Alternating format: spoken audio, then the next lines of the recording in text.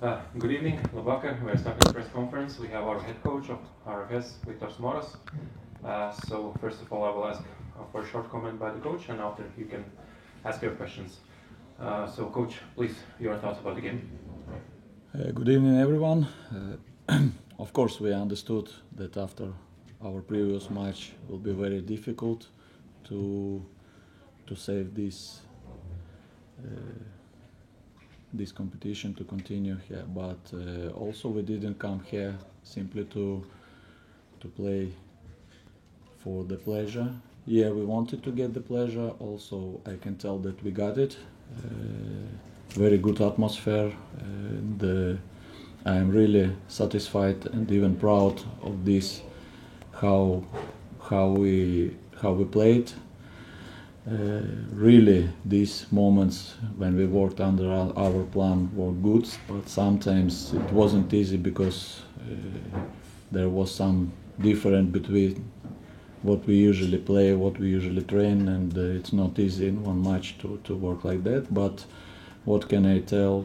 That my guys really they fought, and there was difference between first and second match, and here even when we played one player less, we fight till end and had good chances also to equalize.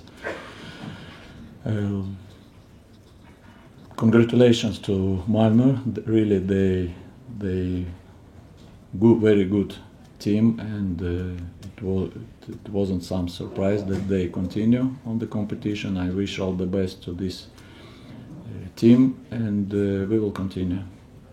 Yeah. So now, if you have any questions in English, please.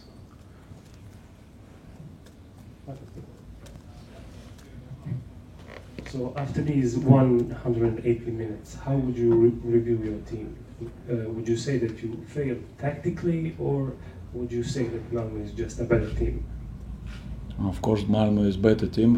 Everyone know this, understand football before these matches, but we wanted to fight against them, and also we have experience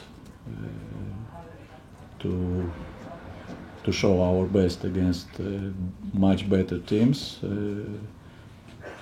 You asked me about first match or this match? Overall, from the 180 there is minutes. Big difference between first and second match. About first I can speak a lot about mistakes, and here also, of course, we can plan everything good on the paper and it will work, but when it need to make players against good opponents, it's usually it's much more difficult. And for example, first goal we conceded because we lost ball in very simple situation in our half, and strong teams with strong players, when they have free spaces, of course, very fast they can punish for that. But also few chances, even on situation when we like to control the ball to opponent, we didn't work quite good till end how we want. But on these moments when we did correctly, really it worked good by our plan, and we had transition situations also because of that. Thank you.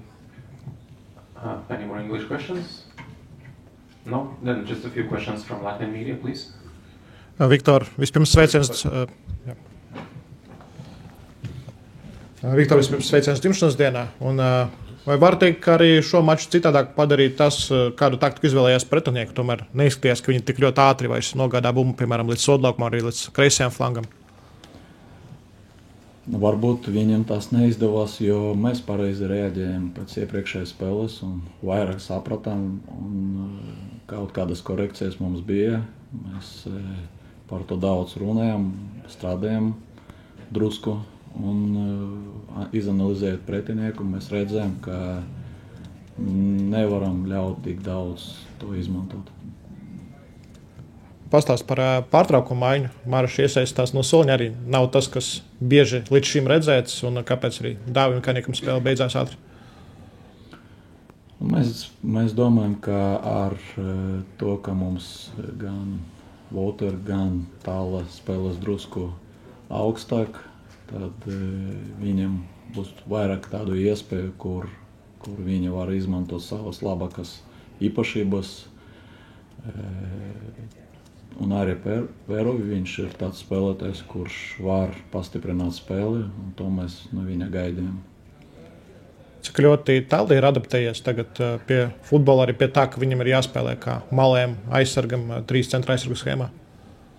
Esmu ļoti apmierināts ar to, ka viņš izskatījās šodien un kā viņš vispār izskatās pēdējā laikā. Domāju, ka viņš pilnīgi adaptējies un tagad viņš ir tuvu tam, lai būtu ļoti svarīgam spēlētājam mūsu struktūrā. Lēmums sūtīt Darko Lemaiču otrajā puslaikā vairāk saistīts ar slodžu menedžmentu vai arī kāds taktisks tāds redzējums bija? Jā, no sākuma mēs tā ieplānojam, ka Darko spēlēs vai vienu puslaiku vai drusku mazāk. Tā bija ieplānota maiņa, bet tā sakrita arī, ka tieši šādos apstākļos viņš ir vajadzīgs. Un manas uzslavas viņam, jo viņš tiešām ļoti labi izgāja, ļoti tāds motivēts bija, daudz divcīņu viņš uzvarēja. Un pēc otram bumbam mums bija labas iespējas arī pat spēlēt mazakumā. Mēs saprotam, ka tās nav viegli viņam 9 vīru sastāvā spēlēt, bet to, ko viņš izdarīja, tāds uzslavas. Un arī viņam bija ļoti laba iespēja gūt vārtus.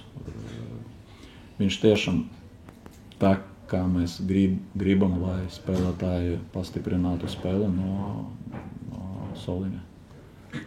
Vai Jāņa Kaunieka sarkanā ir tas, kas sagādāja vislielāko vilšanos šajā duelī kā tāda? Noteikti. Vai var kādu attaisnojumu atrast? Nemēģināju, tagad varu pamēģināt, bet nesanāk nekā. Cik daudz jau raucies? Ja es pat runāju ne par šo spēli. Proti par kopējo sniegumu vairāk? Nē, mēs runājam par nākotni, jā. Var teikt, ka tā nopietni ietekmēs nākamo dueli. Es domāju, ka jā, tas, maigi sakot, tas nebija ļoti pareizi. Ļoti maigi sakot. Un varbūt vēl var uzsvert tās labās lietas, ko var paņemt RFS no šī mača. Mēs ļoti daudz varam paņemt no šī mača. Pirmkārt, es redzu daudzus spēlētājus, kuri viņi teicami izpildīja to, par ko mēs runājam, un mums bija bažas par kaut kādām situācijām, bet viņi tiešām izskatījās ļoti labi.